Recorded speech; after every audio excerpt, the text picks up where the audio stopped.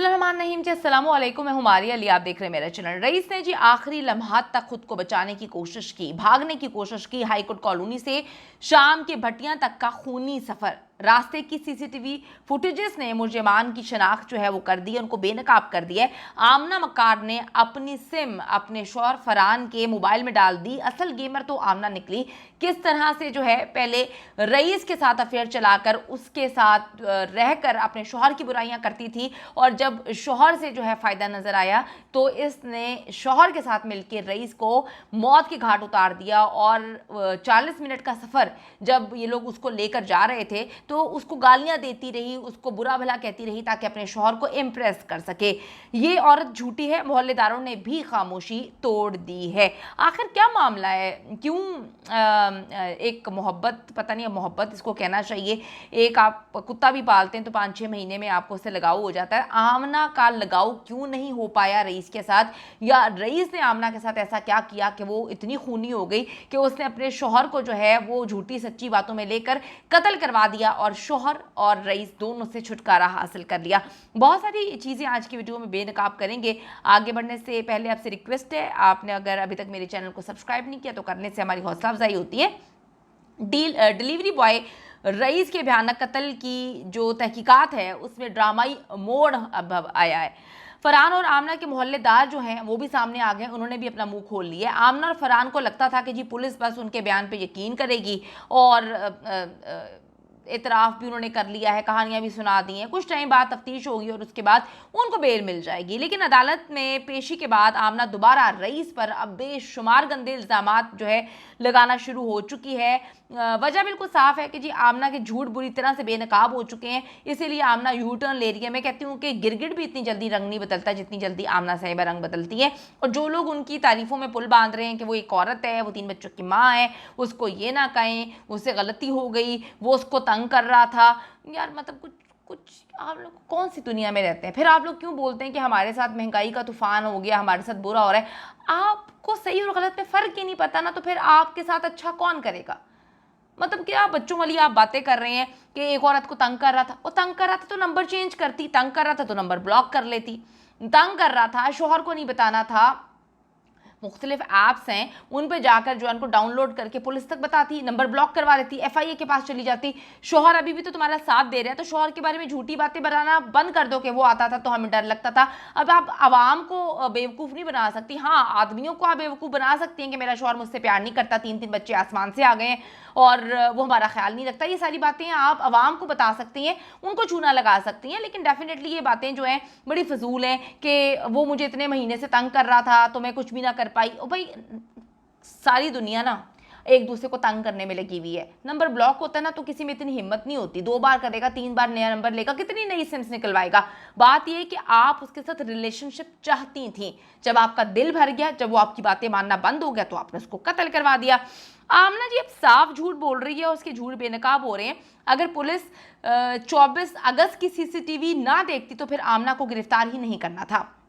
अब आमना कहती है कि मुझे मीडिया वालों ने बेवकूफ़ बनाकर अपनी मर्जी के बयान दिए। आंटी, आप इतनी ख़तरनाक हैं, आप इतनी वैम्पायर किस्म की खातून हैं कि आप पूरी दुनिया को चूना लगा रही हैं। आपको कौन चूना लगा सकता है? आप यहाँ पे मीडिया के जो लोग, यूट्यूबर्स या मीडिया के लोग जो हैं, इनसे इंटरव्यू करने जा रहे हैं, तो आज इसने यू टर्न लेकर कहानी सुनाई है कि मीडिया वालों ने उसको बेवकूफ़ बनाया, उसको प्रेशराइज़ किया और अपनी मर्जी के बयान दिलवाए। वाह, क्या कहने हैं। यहाँ तक कि जी वो कहती है मुझसे माफ़ियाँ मंगवाई गई कि रईस के घर वाले केस वापस ले लेंगे, तुम सुलह कर लो, तुम उनसे माफ़िया मांग लो। ये एक नंबर की झूठी फितना औरत है। और ऐसी औरतों को अगर आप देखें कि किसी ख़ानदान में ऐसी औरतें हों तो ख़ानदान तबाह कर देती हैं, किसी भी मोहल्ले इलाके में हो तो वो मोहल्ले तबाह कर देती हैं। तो ये इतना झूठ बोल रही है कि जो बेचारे इससे इंटरव्यू लेने जा रहे थे, इससे ज़रा सा सख्त सवाल करते थे तो ये बदतमीज़ी शुरू कर देती थी, ये और इसका मियाँ। तो आप इनका लेवल चेक करें कि वो कहती है कि जी मैंने माफ़ियाँ अपनी मर्ज़ी से नहीं मांगी। हर 2-3 दिन बाद इसकी मुलाकात इसके शौहर से करवाई जाती है।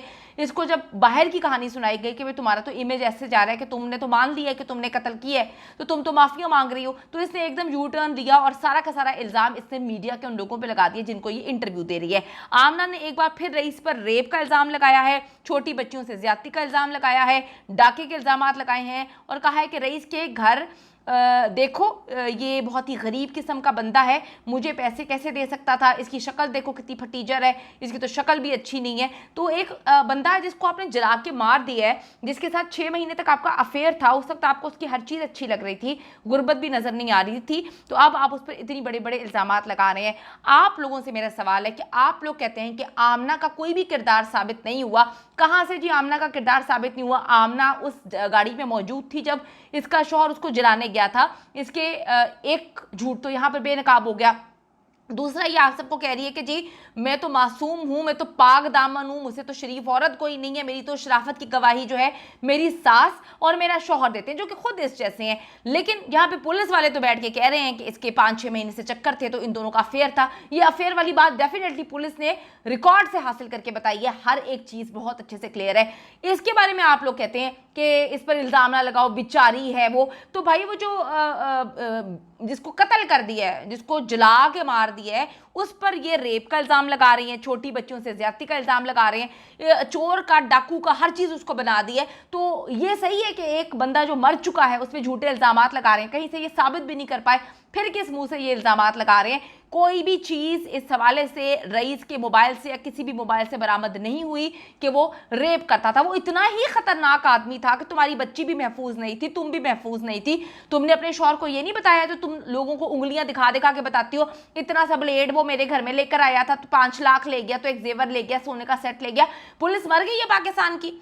यानी कि तुम लोग पुलिस के पास क्यों नहीं गए? तुम लोग खुद झूठे थे, तुम खुद उसको देती थी, तुम खुद बेगैरतियां करती थी। अजीब बात है यार, आप औरतों को बदनाम मत करें, खुदा के लिए आप इस तरह से फजूल बातें ना करें। आपने लोगों को डराना शुरू कर दिया कि जी डिलीवरी बॉय जो है इस तरह से करते हैं, अजीब बातें करते हैं। मेरे चैनल में कुछ लड़कियां थी, वो उबर करीम इस्तेमाल किया करती थी, उन्होंने आके 2-3 दफ़ा कंप्लेन की, मुझे भी बताया और बाकी हमारे हेड्स को भी बताया कि जी उनके पास नंबर जाते हैं तो वो तंग करते हैं, फिर वो नंबर ब्लॉक कर देती हैं। एक को बहुत ज़्यादा तंग किया हुआ था, उसने नंबर जो है वो पुलिस तक पहुंचा दिया। उसकी हिम्मत नहीं हुई कभी कॉल करने की। आप बच्चों वाली बातें करती हैं कि जो डिलीवरी बॉय घर में आते हैं तो घर के अंदर घुस जाते हैं। कौन सा डिलीवरी बॉय आज तक इस तरह से घर के अंदर घुसा है? और आप ये कहती हैं कि मेरी बॉडी में 5-6 महीने में उसने सिर्फ आगे पीछे हाथ लगाया। आपका तो अफेयर था, आप तो उसके साथ घूमती फिरती थी, मिलती थी, अपने कमरे में बुलाया करती थी। अजीब झूठ बोले जा रहे हैं और पता नहीं कौन से लोग हैं इन पे यकीन करते रहते हैं।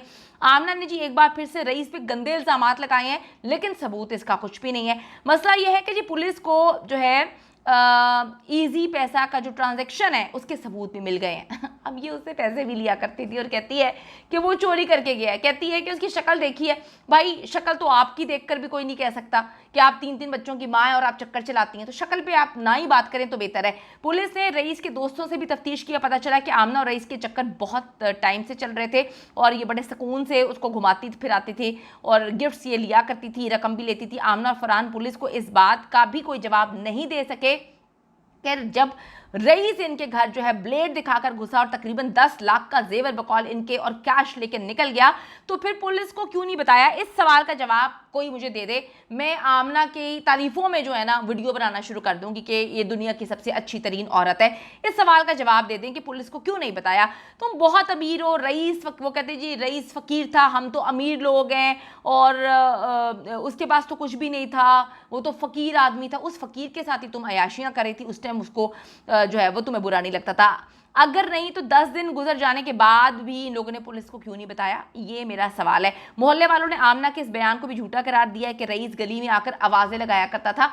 वो कहते हैं ऐसा कुछ भी नहीं था, अगर वो इस तरह से आवाज़ें लगाता तो हम खुद उसको फैंटी लगाते। ये उसको घर के अंदर बुलाती थी, हम समझते थे कि कोई डिलीवरी का मसला, और ये सबको मोहल्ले में कहती थी कि जी मैं बहुत ज़्यादा ऑनलाइन शॉपिंग करती हूँ, तो ये बंदा एतमाद वाला है, तो ये मेरे कोरियर कंपनी के थ्रू आता है। गली में मौजूद लोगों का कहना है कि रईस कभी कभी हमारे पार्सल भी लाता था, लेकिन कोई कंप्लेंट नहीं है, वो कभी घर के अंदर नहीं गया। रईस का कई बार जो है आमना के घर अंदर जाते हुए इन लोगों ने देखा है। यही समझते थे कि जी डिलीवरी बॉय जो है वो इसको पार्सल दे रहा है, चेक कर रहे हैं, तो ये चेकिंग तो कुछ और ही चल रही होती थी। आमना के तमाम झूठ बेनकाब हो गए हैं, लेकिन वो ठिठाई से कहती है कि मेरे शौहर ससुराल वाले मेरे साथ खड़े हैं, मैं तो बहुत मासूम हूँ, मुझसे तो शरीफ कोई औरत नहीं है।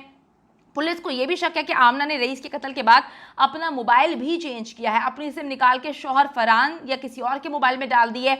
आमना जो है उसकी सिम भी फरहान ही के नाम पर है।